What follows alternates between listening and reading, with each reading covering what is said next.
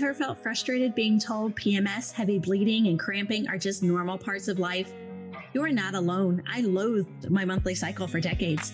That all changed when I earned 3 health coaching certifications discovering something incredible. Your period is vital. It is an outward sign of your inner health, and it holds the key to unlocking your full potential. I've been there battling heavy, painful periods, and I turn them into cycles with minimal PMS and cramping. Today, I'm on a mission to share that information with you. Pour a cup of your favorite drink, get comfy, and grab your headphones as we embark on a candid and empowering journey of self-discovery. Together, we'll demystify menstrual cycles, explore cyclical living, delve into natural birth control, and guide parents through those crucial period talks with tweens and teens. It's time to break the taboo around menstruation and embrace the wisdom it holds. I'm your host, Heather Almendinger, and this is the Embracing Flow podcast.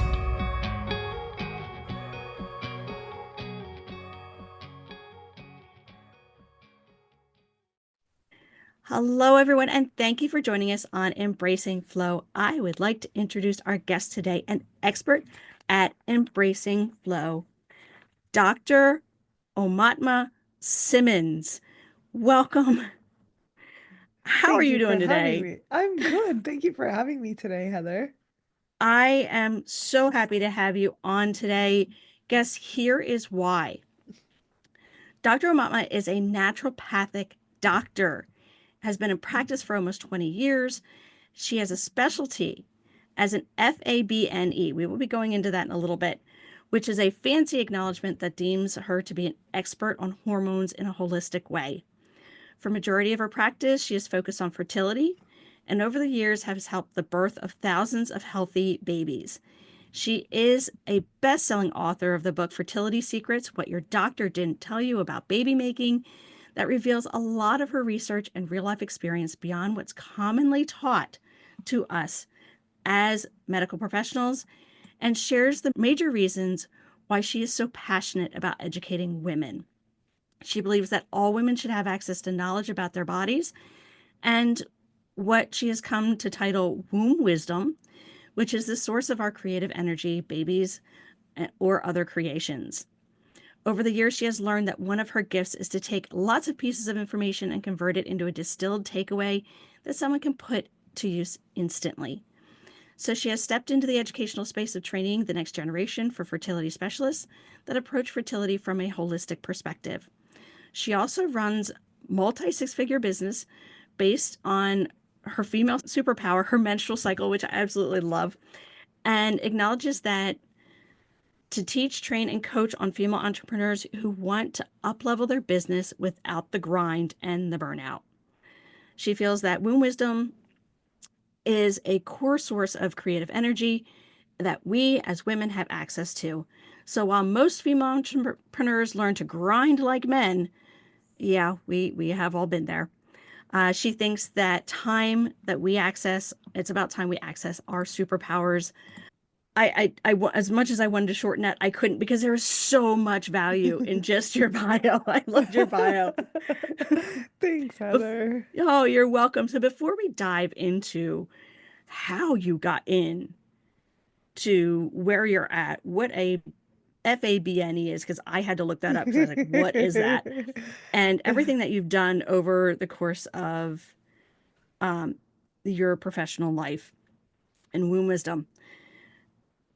I ask the same question so that way we can build a community of listeners around what age was your first cycle, and kind of do you have a story around it? Did you know it was coming? Did you not know? What can you share one of those first stories, and about what age did you start cycling? Oh, well, I started cycling late, or late at the time, which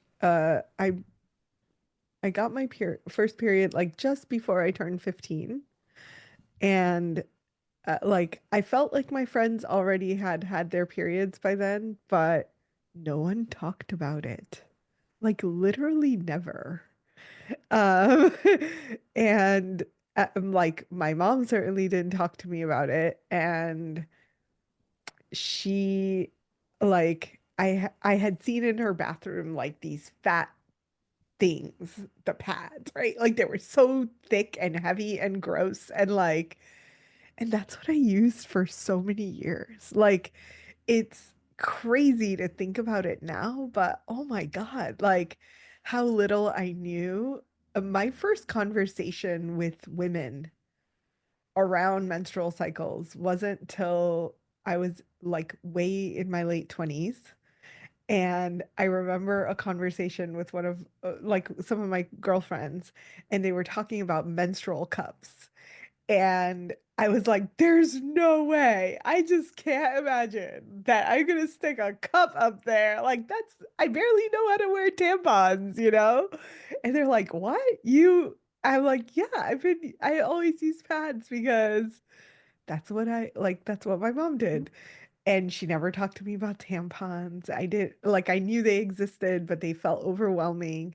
So I think for a lot of my life, periods have been kind of a little bit of a mystery, a little bit of like, we don't talk about this. And I guess, sorry, I went all over the place, but I remember I just have so many memories. Like my grandmother implemented like a cultural thing that Indians do, which is women are not allowed in the kitchen or in a temple when you're bleeding, right? And the idea is that you're dirty, quote unquote. Mhm. So I grew up with this shame and like, ick feeling around periods, and it's kind of hilarious that I do fertility now because I only talk about periods all freaking day. I talk about periods. um, so it's like such a drastic change from where I started out and like what I was brought up with. But I think that's partly why I'm doing what I'm doing, right? Like I have been there where people don't talk and it's Mhm. shameful. And of course, like fertility has this whole shame aspect to it. So I see a lot of like overlaps in how my early childhood life set the template for what I think we can break through now. It's I understand like that whole shame thing, and it's I've reframed it as, all right, cool, I get the days off. I don't have to go to the kitchen. All right, cool. Going to the temple, that might it's a little sad. It, especially for that reason. Yeah. Because we're releasing uh very nutrient dense fluids and other Yeah. things during that cycle, but I also understand that it's considered by different cultures to be unclean. Yeah. I may not like it, but I respect it. Yeah. Well, and I think that it I think it started out in a well-meaning place, Hmm. right? Like staying out of the kitchen meant someone else was serving you, right? If you weren't Yeah. allowed in the kitchen, like if that was the boundary, then you were somehow getting fed that Yeah. had nothing to do with you actually going and cooking your food. Yep. So I think it started out from this place of like, you're going to be taken care of. What it turned into over generations is like the decrepit version of that, which was, oh no, you're dirty, stay out there. Yeah. But I think, like, as I've grown older and I've learned about red tents and like culturally, Hmm. there was this aspect of like women go and bleed and they're going to be taken care of and supported by Yeah. the community who's not bleeding right now. Um, Yeah. but as things evolved and we stopped living in communities and we stopped um like we no longer do those things and we're expected to live in these insular homes, but we still like carry those traditions over. Like, well, those traditions don't convert if you don't live in a community that can serve you. So yeah, you know. How from your beginnings, because you said about being shamed, not it's shameful and what Hmm. we've discussed. How did you get into the fertility space? And exactly, I know that FABNE is a acknowledgement of Yeah. you being the expert. Can you explain a little bit more of what that FABNE is and how you got into this space? Um, and how it's evolved since you first Mhm. started. Yeah, totally. So FABNE stands for Fellow of the American Board of Naturopathic Endocrinology, which, as you said, is a really fancy way of saying I'm a hormone expert done naturally. What's unique about this certification is that there's only 20 of us in the country that hold it right now. And it's kind of it takes a while to get the certification. But I helped write the exam for that certification. So I'm kind of like one of the OGs in naturopathic endocrinology, and we help create like a curriculum. And how do we expect someone who is a naturopathic endocrinologist, like you are an expert in hormones? That doesn't mean you know one little aspect of hormones. You have to know like the breadth of all of endocrinology to be able to get the certification. And then, of course, I've kind of focused all of my clinical and career on fertility, which is such a narrow aspect of even that, right? Yeah. Endocrinology is this huge thing. And then the focus on fertility is this tiny, tiny, tiny little thing within that. Um, so yeah, there's definitely like such a breadth of knowledge there, and there are a lot of naturopathic doctors that are amazing.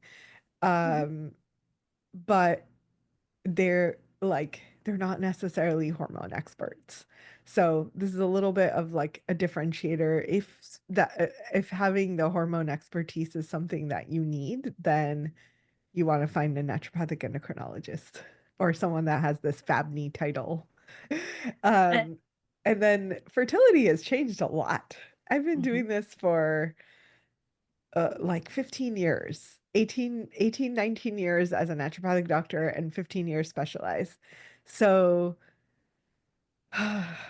gosh, I feel like when I started, there were like four naturopathic doctors that said they did fertility. There was very little like research, but also like awareness around what natural medicine is for fertility specifically, and um how like at which point people were seeking us out has kind of changed. Like I think there are more people now that are like, I don't want to do IVF. What if I don't want to do Mhm. IVF at all? Versus back then it was like, oh, I've already done like 4 or 5 cycles. Now can you help me? So that's shifting a little bit. But I still think that the overwhelming majority is still IVF focused, or I'm going to take supplements myself and then I'm going to do IVF, which is very, very interesting to me. It's all just like fun to watch, you know? When it comes to fertility, you brought up about before the individuals going IVF and then they go come and find some Mhm. an endocrinologist who not naturopathic endocrinologist. What do you do differently? Because I know other IVF, all right, you're trying to get pregnant. How do you do things differently than the IVF routes for those that don't understand there Mhm. is a difference between these paths? Mhm. Or what do you teach? What do you bring to the table other than a traditional fertility clinic for the IVF or the artificial insemination? Yeah. Yeah. So there's actually another thing that's also happening that I want to speak to, which is the DIY. I'm going to Google the crap out of fertility and like do all the things, right? And AI is my doctor. Like that's Mhm. happening, that trend is happening. So I want to speak Yes. to that versus naturopathic endocrinology versus the conventional like IUI to IVF approach. So let's start there. The conventional approach is beautiful. Mhm. It's actually like I've been in the room when IVF is happening and they're doing the implantation and like having spiritual experiences while that's happening. It was like really trippy. At the core of it, it is overriding what the body is naturally doing in order to control it to do what we want it to do, right? And again, I don't want to make it sound like it's negative. I think there are Mhm. lots of amazing things about it, and IVF, like, it is one of the most incredible sciences that has emerged in the last 25 years. And we need it, right? Like, Mhm. we're going to need it more and more. So, IVF isn't going anywhere. I think it's a beautiful technology. The problem is that there is a lot of miseducation around what IVF can do for you. I'll give you a quick example. I talked to, and that this is going to be perfect to also show the differences. So I talked to this couple last week, and we did a deep dive review of all of their labs. So they have collected like so much information in the last month and a half that it was to designed to help them discover what is happening under the surface. Why are they getting pregnant and not staying pregnant? So the goal of all of those lab tests that they got was, how do we figure out why? And Mhm. that's the question that naturopathic medicine, naturopathic endocrinology can help solve.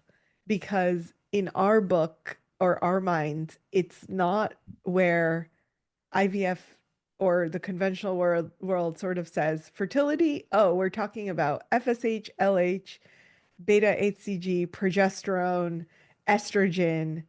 Those are the hormones we're going to manipulate. And those are the hormones that, as we manipulate them, you're going to get pregnant. Mhm. In the naturopathic world, we go a layer deeper. We know that the entire endocrine system is interconnected. It's connected to the psychoneuroimmunology aspect. So, what's happening in our brains and our minds and our immune systems is impacting endocrinology, our hormones. What's happening in our gut is also impacting our hormones.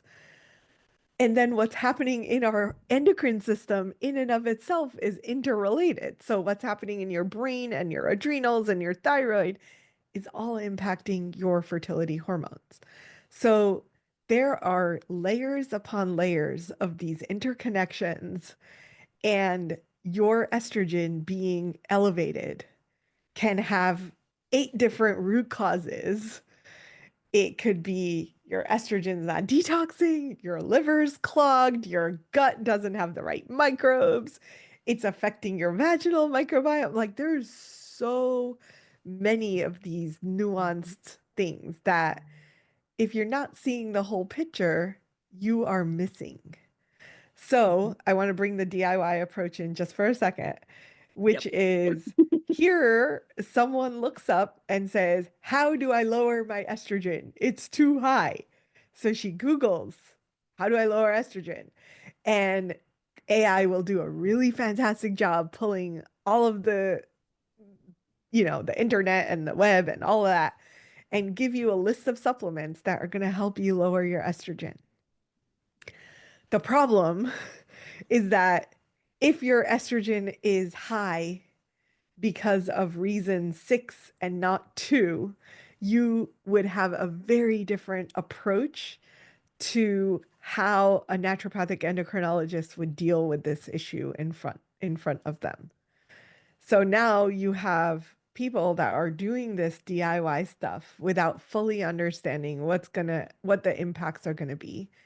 And even as a naturopathic doctor, I'm like, if we think about this stuff very deeply, and we say, hey, if we give you this herb, like we were just talking about someone who we were going to give rosemary to, and we're reviewing it as a team, and we said, well, if we give her rosemary for her immune system, she had an autoimmune thing, and if we give her that, but we also know that rosemary decreases conversion from this estrogen to this other estrogen, are we going to create more issues? So that's the level of detail Mhm. that we have to think about every supplement. And then you see people come in with garbage bags full of supplements, and you're like, oh my God, right? Like in my brain, I'm sitting there like, holy shit, the interactions that are happening here. So it's really, really, really important to understand that supplements are awesome also. But if you're taking the wrong things and if you haven't done this level of analysis to get to the answer, then you're working at the superficial. And sometimes that could work. Mhm. The problem is, too many times it throws it more out of whack. And then the conclusion is either the supplements are garbage or the IVF doctor says, oh, yeah, that's just trash. There's no Mhm. research on that. You did the wrong thing. Just do IVF. And it's Yep. like, well, no, the problem isn't the supplement. The problem is that it was taken by the wrong person who didn't know how to analyze everything. All that to say that those are the approaches that are really popular in the fertility world. And Mhm. where we come in is really that deep level analysis. So, this couple, going back to the woman that I was talking to like last week, they found out just before that meeting with me that they were going to get two free IVF cycles through her insurance. So, I'm like, cool. That's awesome. It's Mhm. great to have those, right? But now she's comparing what we offer to IVF, which is not comparing apples to apples. Mhm. And they're going to opt to do the IVF cycles. And I was like, okay, that's your choice. I have told you what's happening under the surface. And she Mhm. has like 6 or 7 things that are under the surface. Mind you, she's never had struggles getting pregnant. She's had 3 pregnancy losses.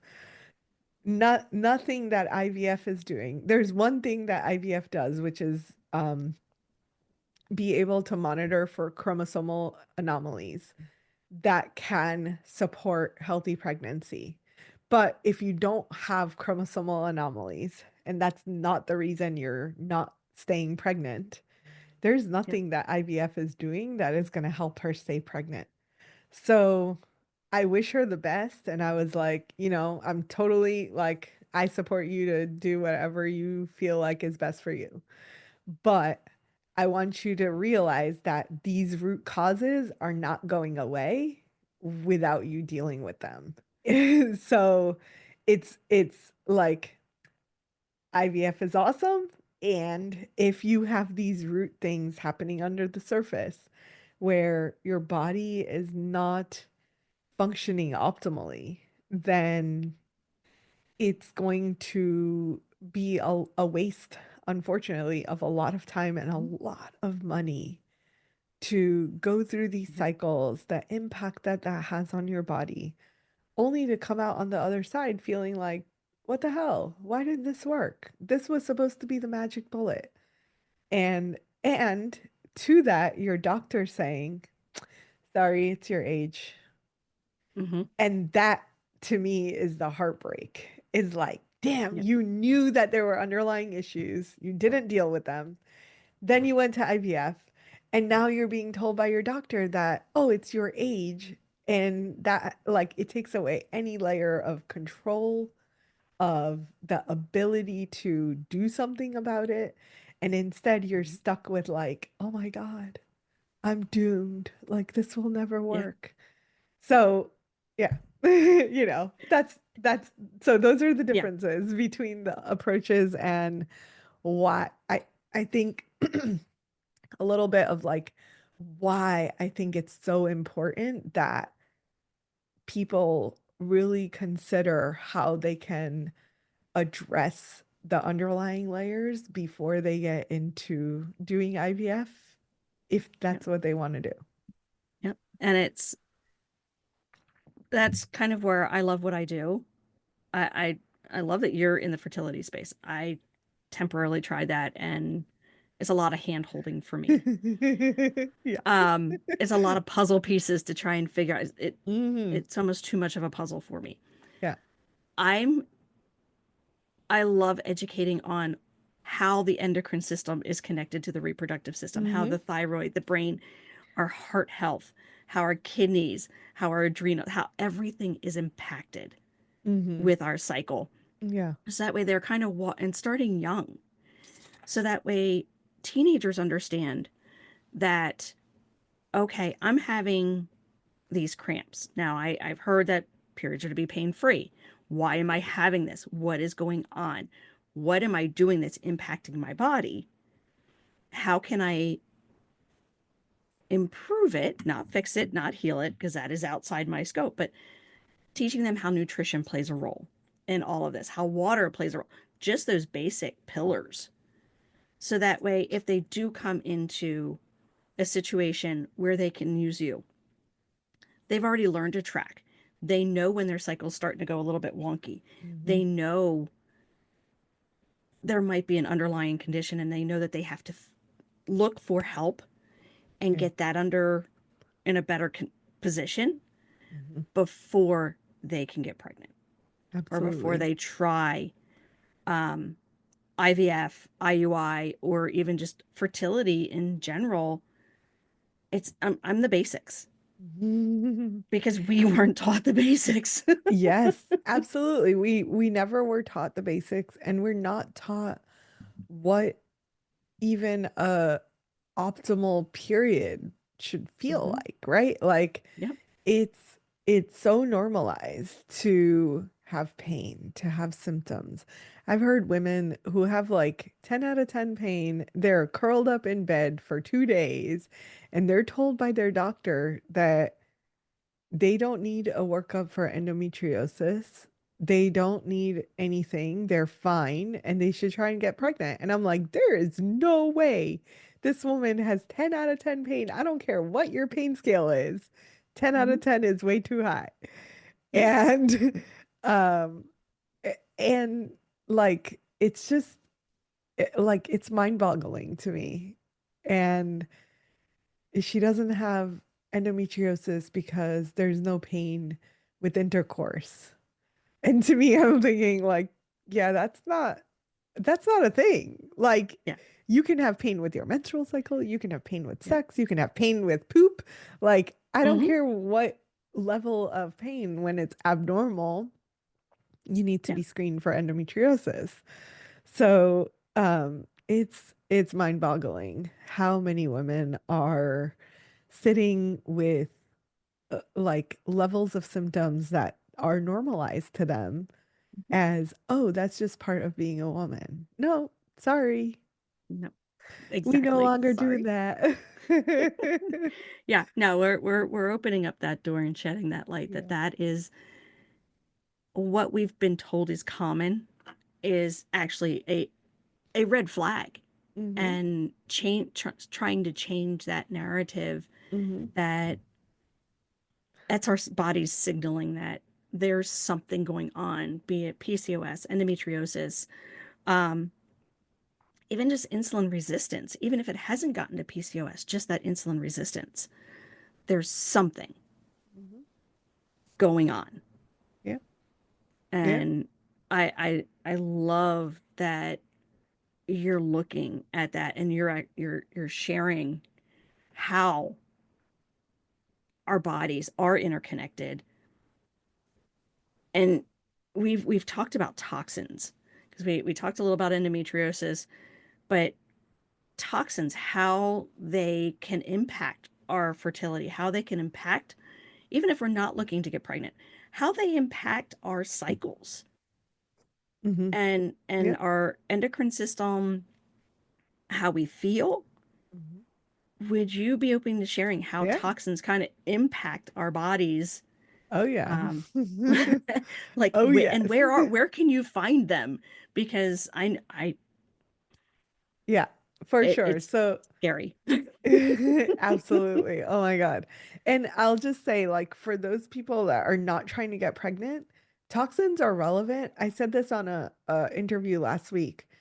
Uh, Toxins, most reproductive toxins are also carcinogens. So I don't care if you're trying to get pregnant or not, everybody needs to be paying attention to the fact that what reproductive medicine is coming up with, like, hey, this affects your reproductive system, it almost always is a carcinogen. So pay attention, folks. Like, this is not just about getting pregnant and having No, babies. This is no. really like our reproductive health is the core um, analysis of our overall health. So, yeah. I love that. I say our cycles are an outward sign of our inner health. They are. Yeah. Doctors visit every Yes. single month. Yes. You just said it Yes. differently, but it's the same thing. Absolutely. Absolutely. It's like your report card, quote unquote, Mhm. of what's happening with your health over the course of a month. So only we as women have this ability. Like men don't get this feedback. So Mhm. take the feedback. Uh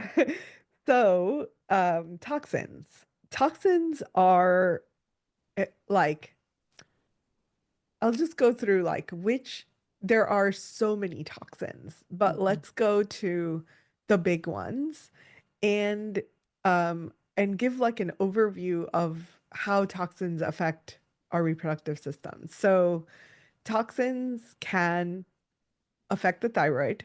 Thyroid is a really big gland that regulates so much of what's happening in your body, and it's very fragile to the outer world. So you have toxins come in, they're going to affect the thyroid. That's a big one. The liver, because the liver detoxes all of your toxins out. If it has too many toxins to deal with, it can't do its job very well. It gets burdened. It's like overworked, underpaid most of the time. Yep. And then you have your gut, which is another major way that your outer world stays out of your inner world. So there are all kinds of barriers in our gut that keep toxins in where they can be pooped out. But if that barrier is impacted, if the microbes in your gut are dead or imbalanced, they're going to allow through toxins that should not cross the gut barrier. So then you have toxins going in through the gut. And then the last that we don't often think about is our vaginas. Like, Mhm. that's another place that toxins can actually enter. And not just in the form of a penis, but Yep. also tampons. Like Mhm. tampons are probably the biggest way that toxins are getting into our like the very thin protective layer that we have in our vaginas. So it's so important to understand that toxins can come from all of these different things, but they are going to impact our reproductive system through all of these pathways. And then the big ones that I pay attention to, so vaginally, glyphosate is the biggest toxin. Gut will also absorb glyphosate. So non-organic food or non-organic tampons, and even tampons that say organic on the cover, there's a whole like 60% of our tampon is made of organic cotton, but then the other is not. Like, what's happening? Or like 2% is organic. Like, there's a lot of misleading information on the front of a box of Mhm. tampons specifically. Most cotton plants are grown with pesticides, unfortunately. And cotton is what we want and need in a tampon because it's absorbable. So most of the time they're using cotton that's not organic.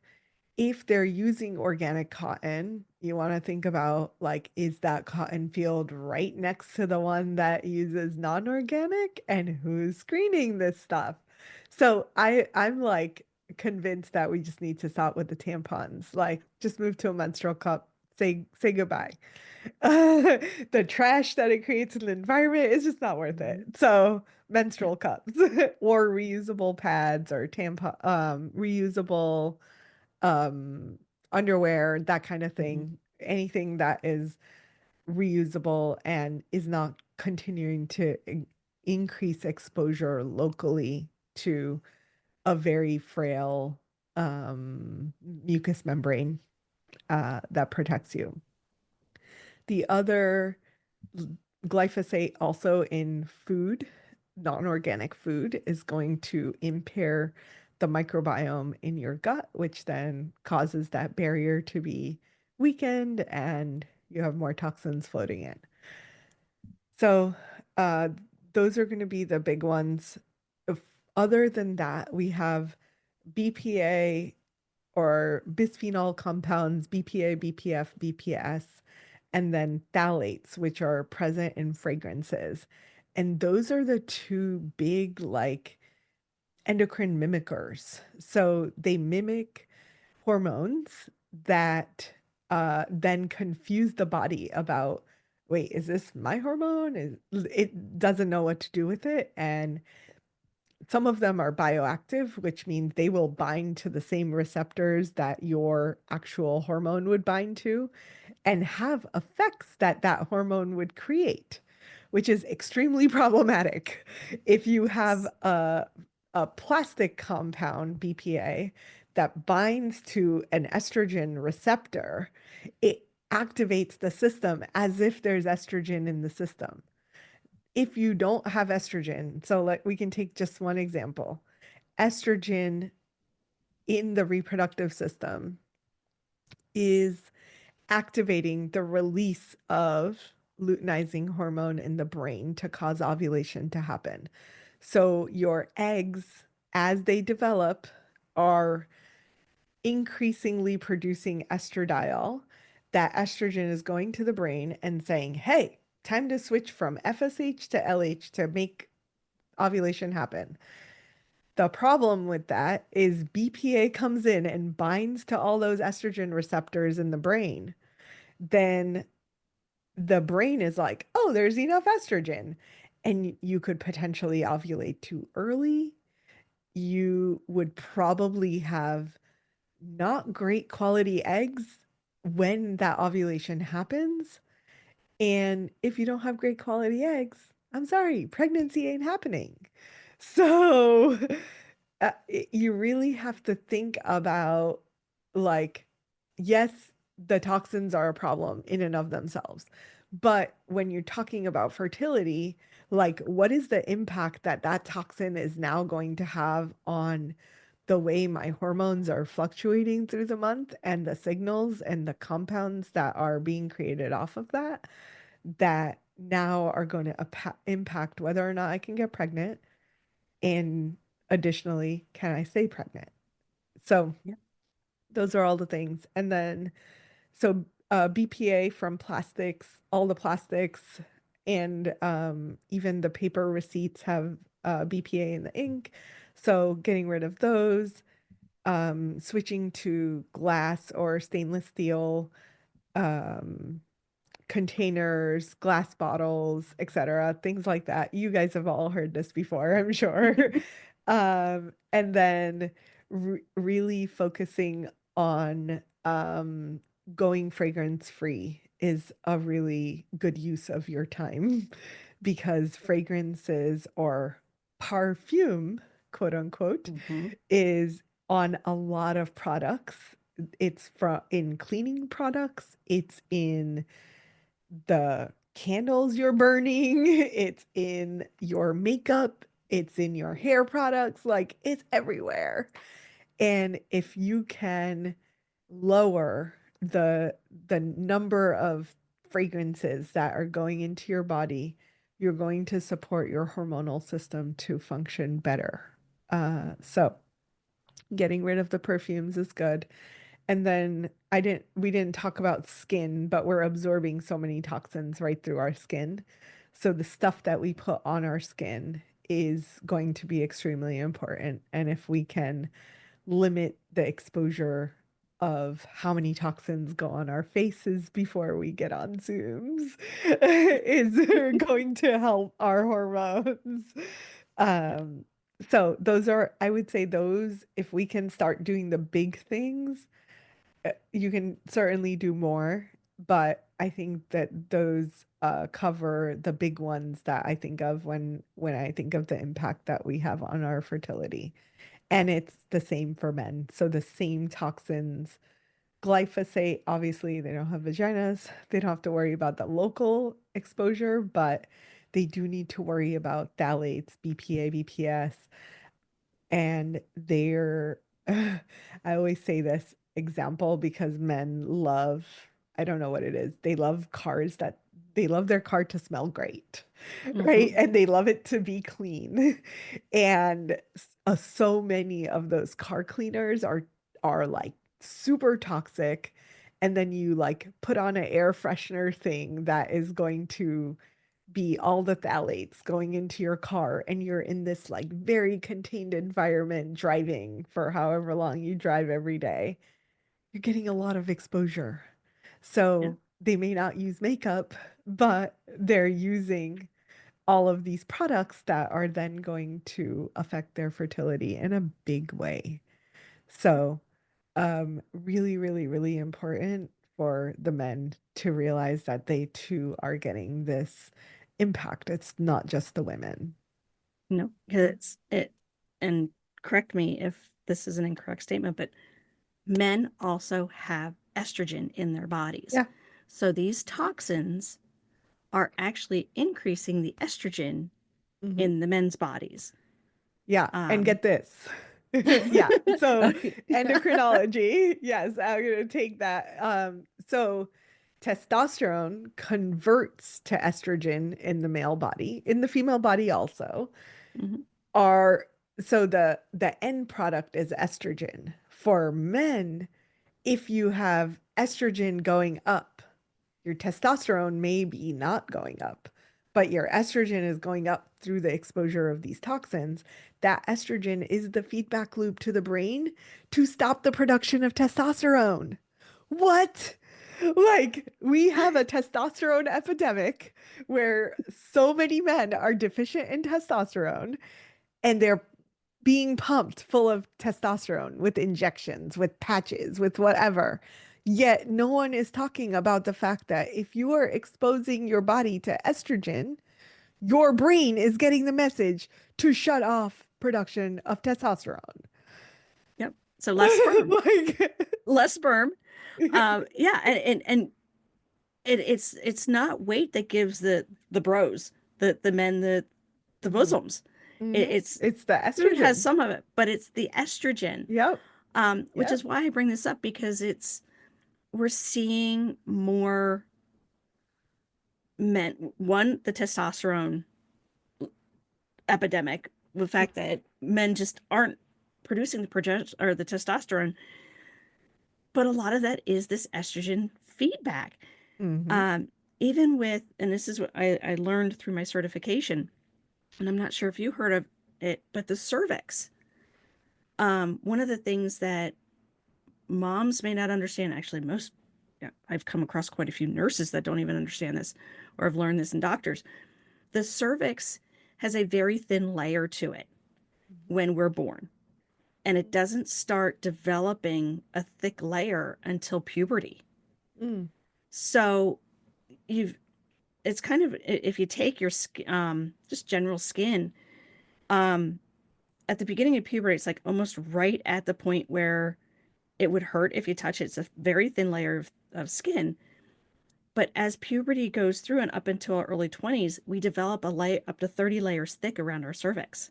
mm, So if you're using tampons that have glyphosate, that teenagers use tampons, and you're putting that close to your cervix, which is to stop the bleeding, that's kind of right. where it sits, you actually have kind of an unprotected cervix in a way.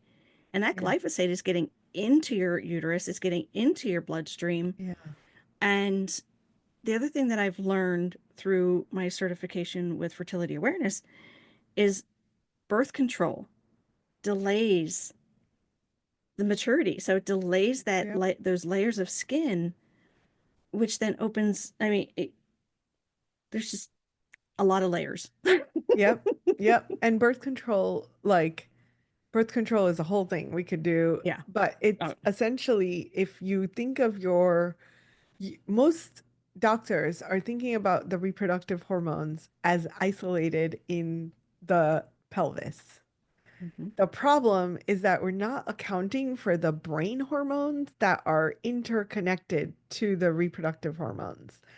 So you can come with birth control, and it's basically like a disconnect between your brain and your ovaries.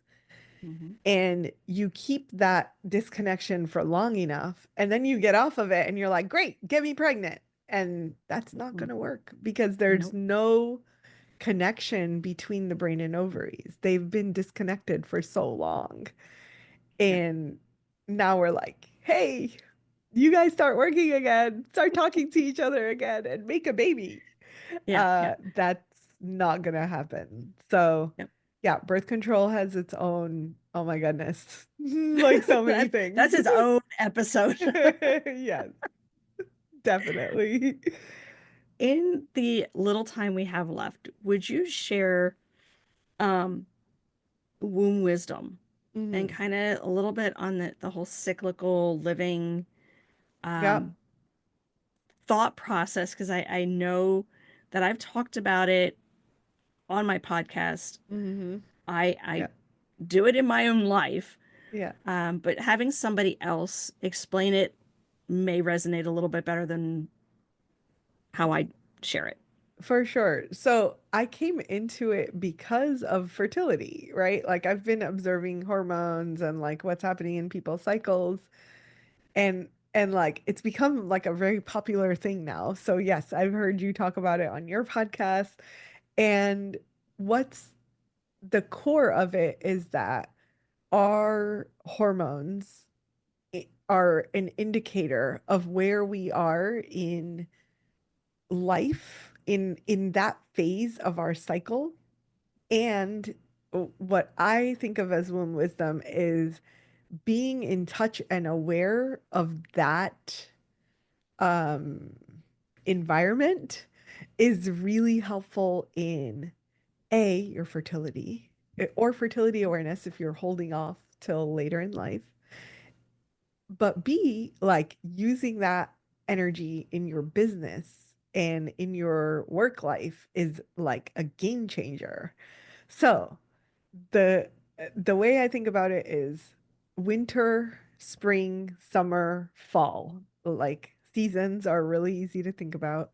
And your winter is going to be menstrual phase. It's the phase that you're actively bleeding.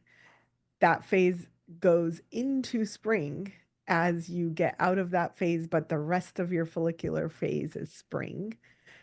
Winter is like a really good time to go inward. It's a good time to meditate. It's a good time to like be with yourself. And in business, I also think of it as like be with your business. So a lot of reflection on what are the numbers? What is it telling me? What do I need to cut down? What do I need to like stop committing to? Because I tend to be very overcommitted. So like, what do I need to cut out? That's happening in my menstrual phase. Then in the spring, your hormones, your estrogen is actually starting to go up. Estrogen is a really powerful hormone. I call it the superwoman hormone Mhm. because as that estrogen starts surging, and estrogen's like made out to be the bad guy. I'm like, I don't know about you, but I love estrogen. Like, thank you, body, for having estrogen because that's my get shit done phase, Mhm. right? Like, I am so productive and so on top of things. And to add to it, when you get towards that like like just before ovulation, that estrogen is almost at its peak. It's also a really good connection hormone. So I try to plan all of my podcast interviews and oh, I need to film. I'll be on camera for a few hours. Like all of that is happening in my follicular phase or in spring. And then summer is the short phase of actual ovulation. So the few days before, the few days after, the actual ovulation event is going to be summer. And summer is, again, taking advantage of all of the estrogen, taking advantage of luteinizing hormone. You're feeling juicy. It's like, oh, it's so good. And I'm a summer baby, so I love summer, Yep. right? It's my favorite. Um, and it's also my favorite hormonally. So I capitalize on summer all day long. And then we're in fall, and fall is going to be the time to harvest. And Mhm. this is often what we don't do very well. And it's reflected in the the prevalence of luteal phase defects. It's reflected in our society because we don't value that season, right? We in agriculture, it's very valued. Mhm. There's fall harvests and festivals, and there's a lot happening because that season is to celebrate your wins. It's to acknowledge everything that you've done in the seasons leading up to that. And it's a really good time to take your lessons, take in what you've learned, integrate, and just see what still fits, what doesn't fit, what do I need to throw away, what do I need to keep. I have a practice called compost or cauldron, which is compost is like all the stuff that you're letting go of, and cauldron is all the stuff that you're feeding and turning into a soup. Like So that. like that little like witchy Yeah. brew, put all that shit in there, put all the good stuff in there. So that practice I do in my luteal phase as a way to just have some reflection and really figure out what seeds I'm going to plant in the winter of the following or season. So that's the gist of it. Like Yep. that's how I'm using it, and I've seen a lot of like at least in my life, I started applying it about 3 years ago, and that was simultaneously like I had started a podcast, I was doing my teaching, and still like seeing clients full on. And I was like, oh my God, this is a lot. Like, what is happening? I feel so busy all the time. And I had to find a way to like organize my life so that I didn't burn out. And I was like, wait a second. Like, I have all this stuff for fertility. Like, why Mhm. don't I apply it all? And like within a few months, I was like, oh my God, I have more energy. Oh, I'm like doing more, but it doesn't feel like I'm doing more.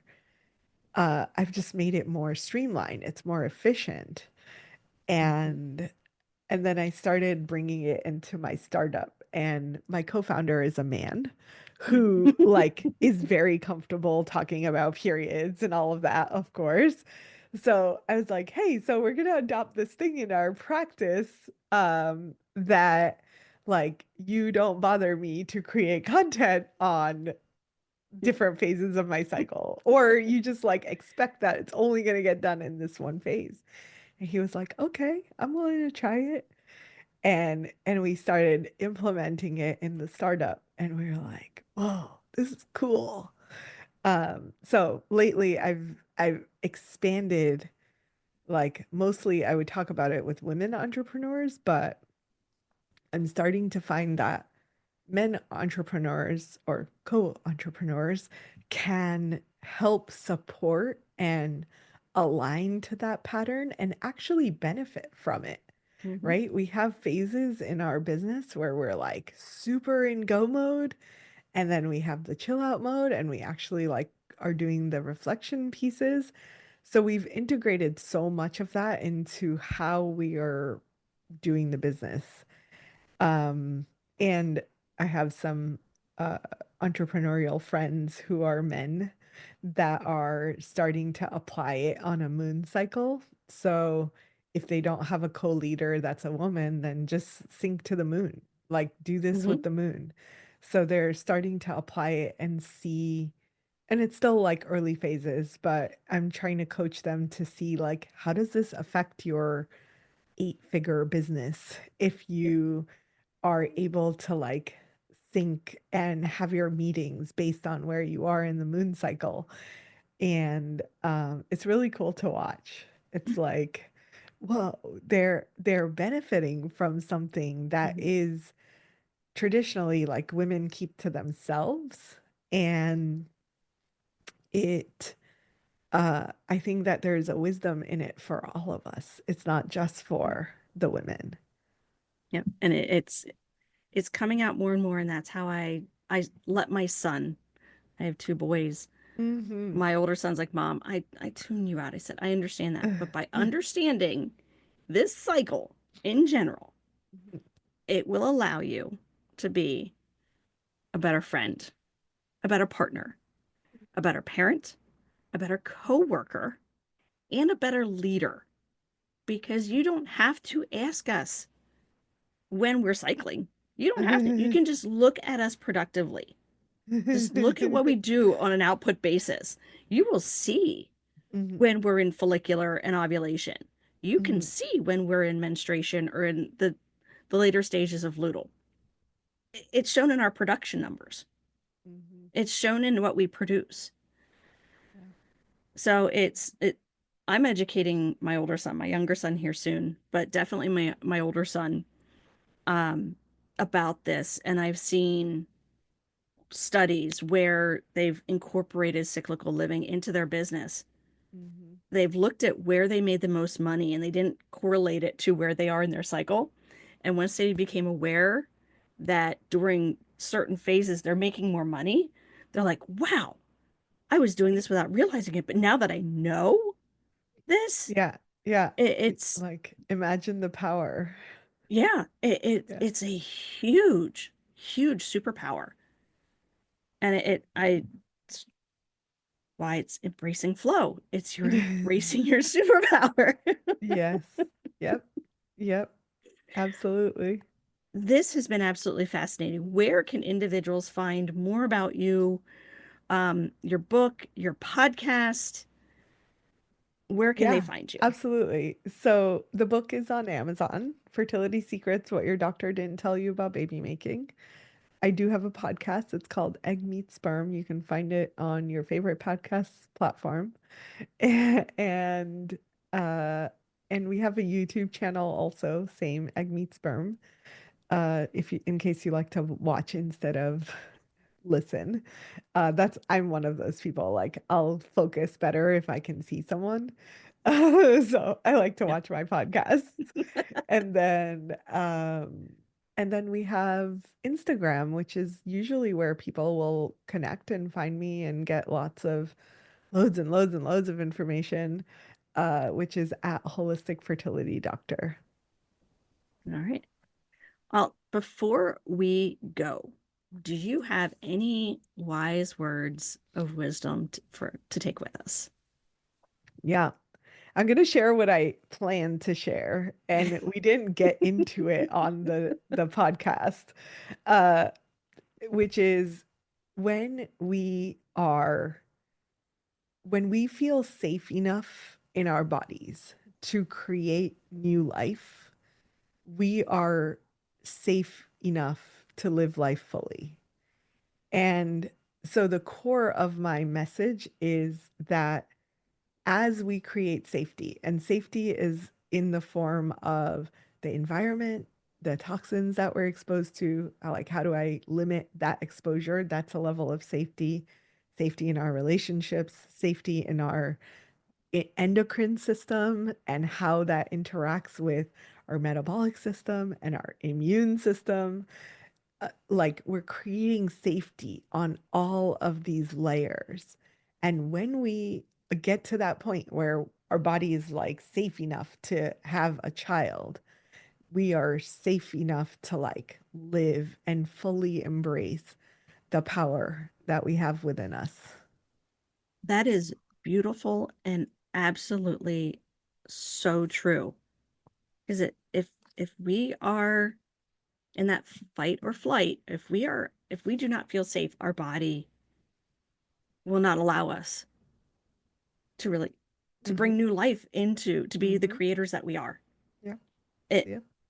be creators in bringing another human into the world, create a say just creation in general for our Yeah. lives. Create a business, create Yeah, a flourishing home. Like it doesn't matter what you're looking at, all of those things rely on the safety that we feel within our bodies and our nervous systems. that is some deep thinking to leave us on. And amazing words to leave us on. I love that. Thank you so much, Dr. Aumatma. Yes, I'm getting it. For taking us on this enlightening journey into fertility and toxins, cyclical living and wisdom. I loved having you here, and there is so much more that we could go into. Um, so I see some possible future collaborations here again. Yes, absolutely. Thank you for having me, Heather. It's been a pleasure. Oh, wonderful. All the links that we talked about can be found in the show notes. Thank you so much, listeners, for spending your time with us today. If you found a nugget of wisdom or a moment of empowerment, our mission is accomplished. Do you know someone who could benefit from this information? Please share Embracing Flow with them. In every phase, embrace it, love it, crown it, and always be vividous. Until next time, talk to you soon. Thank you so much for joining us today. If you enjoyed this episode, please follow the show, submit a rating and review, and share it with your friends. Visit my website, embracingflowpodcast.com, to receive your free guide on 4 ways to decrease PMS. The link is in the show notes. Information shared on the Embracing Flow podcast is for educational purposes only. It does not constitute medical advice. Until next time, love hard, laugh often, and always be vividous.